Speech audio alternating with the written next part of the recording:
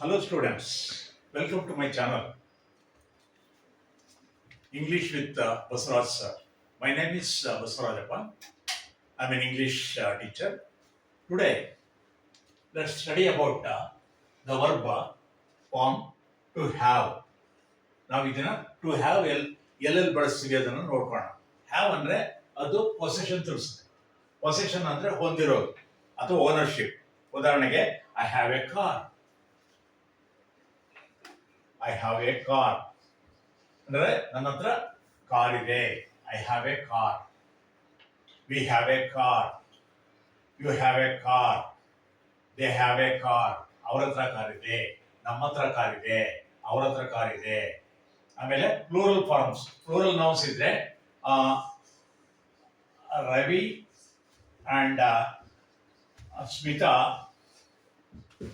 Have a car ಅಂದ್ರೆ ರವಿ ಮತ್ತು ಸ್ಮಿತಾ ಹತ್ರ ಒಂದು ಕಾರ್ ಇದೆ. ಅದು ಪ್ಲೂರಲ್. ಆವಾಗ ಹೇಳ್ತೀವಿ. ಅದೇ ಸಿಂಗ್ಯುಲರ್ ಆದ್ರೆ ಏನಾಗುತ್ತೆ ನೋಡೋಣ. ಈ ಹ್ಯಾಸ್ ಎ ಕಾರ್. ಅವನ ಹತ್ರ ಕಾರ್ ಇದೆ. ಅವಳ ಹತ್ರ ಕಾರ್ ಇದಕ್ಕೆ she has a car. It has a car. ಅದ್ರ ಹತ್ರ ಒಂದು car. It has a car. ಆಮೇಲೆ ಸಿಂಗ್ಯುಲರ್ ನೌನ್ ಆದ್ರೆ ಉದಾಹರಣೆಗೆ Lohith. Lohith has a bike. Lohith ಹತ್ರ ಒಂದು ಬೈಕ್ ಇದೆ. ಇಲ್ಲಿ ಹ್ಯಾಸ್ ಬಳಸ್ತೀವಿ ಅಂದ್ರೆ ಹಿ ಶಿ ಇಟ್ ಜೊತೆಗೆ ಹ್ಯಾಸ್ ಬಳಸ್ತೀವಿ. ಪ್ಲೂರಲ್ ಜೊತೆಗೆ ಐ ವಿ ಯು ದೇ ಜೊತೆಗೆ ಹ್ಯಾವ್ ಬಳಸ್ತೀವಿ. ಇದು ಪ್ಲೂರಲ್ ಜೊತೆ ಬಂದಾಗ ಮಾತ್ರ ಹ್ಯಾವ್ ಬಳಸ್ತೇವೆ. ಮತ್ತೆ ಐ ಬಂದಾಗಲೂ ಕೂಡ ಹ್ಯಾವ್ ಬಳಸ್ತೇವೆ.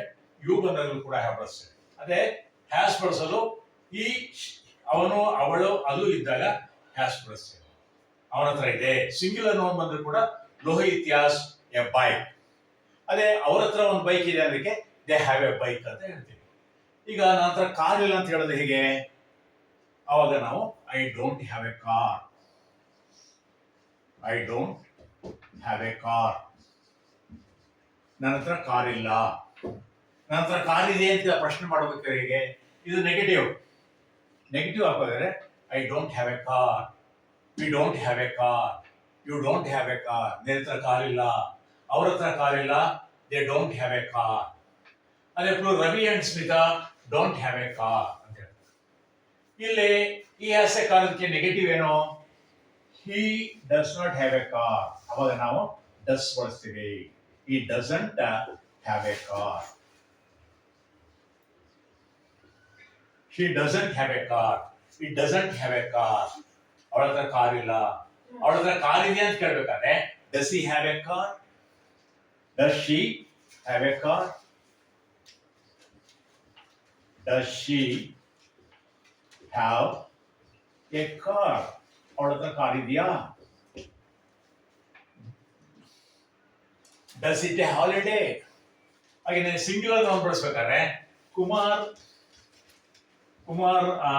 Doesn't have a car. Doesn't have a car ಅಂತ ಹೇಳ್ತೀವಿ ನಾವು. ಅದೇ ಪ್ರಶ್ನೆ ಮಾಡ್ಬೇಕಾದ್ರೆ does Kumar have a car ಅಂತ ಹೇಳ್ತೀವಿ ನಾವು. Does Kumar have a car ಅಂತ ಪ್ರಶ್ನೆ ಮಾಡ್ಬೇಕಾದ್ರೆ ಹೇಳ್ತೀವಿ. ಅದೇ ನಾವು ಹ್ಯಾವ್ ಅಂತ ತಿಳ್ಕೊಂಡು ಹ್ಯಾವ್ ಅನ್ನ ಸಾಮಾನ್ಯವಾಗಿ ಐ ವಿ ಯು ದೇ ಮತ್ತು ಪ್ಲೂರಲ್ ಬಳಸ್ತೀವಿ. ಹ್ಯಾಸ್ ಅನ್ನೋದನ್ನ ನಾವು ಹೊಂದಿರೋದನ್ನ, ಓನರ್ಶಿಪ್ ಹೊಂದಿರೋದನ್ನ ತಿಳಿಸ್ಬೇಕಾದ್ರೆ ಈ ರೀತಿ ಬಳಸ್ತೇವೆ ನಾವು. ಹಾಗೇನೆ ಹ್ಯಾಡ್ ಅನ್ನೋದು ಹ್ಯಾವ್ ನ ಮತ್ತೆ ಹ್ಯಾಸ್ ನ ಪ್ಲೂರಲ್ ಫಾರ್ಮ್. ಹ್ಯಾಡ್ ಅಂದ್ರೆ I had a dog when I was young. ಅಂದ್ರೆ ನಾನು ಚಿಕ್ಕವನಿದ್ದಾಗ ನನ್ನ ಹತ್ರ ಒಂದು ನಾಯಿ ಇತ್ತು. I had a dog. We had a dog while we were young. You had a dog 10 years ago. 10 ವರ್ಷದಿಂದ ನಿನ್ನ ಹತ್ರ. ಅದು ಪಾಸ್ಟ್ ಟೆನ್ಸ್ ಅನ್ಸುತ್ತೆ. ಪಾಸ್ಟ್ ಟೆನ್ಸ್ ಹಿಂದೆ ಇತ್ತು ಇವಾಗಿಲ್ಲ ಅಂತ. ಇವೆಲ್ಲ ಪ್ರೆಸೆಂಟ್ ಟೆನ್ಸ್. ಇದು ಹ್ಯಾಡ್ ಅನ್ನೋದು ಮಾತ್ರ ಪಾಸ್ಟ್ ಟೆನ್ಸ್. ಇದು ಹ್ಯಾಡ್ ಅನ್ನೋದು ಎಲ್ಲದಕ್ಕೂ ಒಂದೇ. ಎಲ್ಲ ಪ್ರೊನೌನ್ಗಳಿಗೂ ಕೂಡ ಒಂದೇ. I had a car. We had a car. You had a car. They had a car. Ravi and Smitha had a car. He had a car. She had a car. It had a car. Lohith had a car ಅಂತ ಹೇಳ್ತೇವೆ. ಅದೇ car ಇಲ್ಲ ಅಂತ ಹೇಳ್ಬೇಕಾದ್ರೆ ಇರ್ಲಿಲ್ಲ ಅಂದ್ರೆ we didn't have a car ಅಂತ ಹೇಳ್ತೇವೆ ನಾವು. ಕಾರ್ ಇಲ್ಲ ಅಂತ ಹೇಳ್ಬೇಕಾದ್ರೆ we didn't have a car ಅಂತ ಹೇಳ್ತೇವೆ.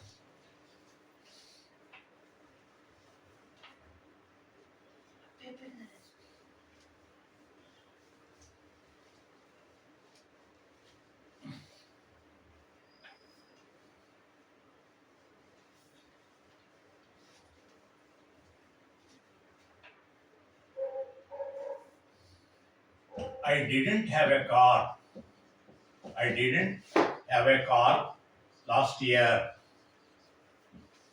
ಕಳೆದ ವರ್ಷ ನನ್ನ ಹತ್ರ ಆ ಕಾರ್ ಇರಲಿಲ್ಲ. ಪ್ರಶ್ನೆ ಮಾಡ್ಬೇಕಾದ್ರೆ ಇರ್ಲಿಲ್ಲ ಅಂತ ಹೇಳ್ಬೇಕಾದ್ರೆ ಡಿಡೆಂಟ್ ಆಗ್ತೀವಿ. ಇತ್ತು ಅನ್ಬೇಕಾದ್ರೆ ಐ ಹ್ಯಾಡ್ ಅಂತೀವಿ. ಇಲ್ಲಿ ಹ್ಯಾವ್ ಡಿಡ್ ಬಂದಾಗ ಯಾವಾಗಲೂ ಕೂಡ ಇದನ್ನ ಹಾಕ್ತೀವಿ. ಹಾಗೇನೆ you didn't have a car last year. Did you have a car last year? Did you have a car last year?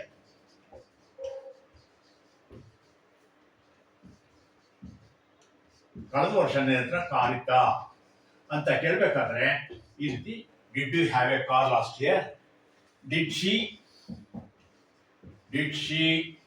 Had a did she have a dog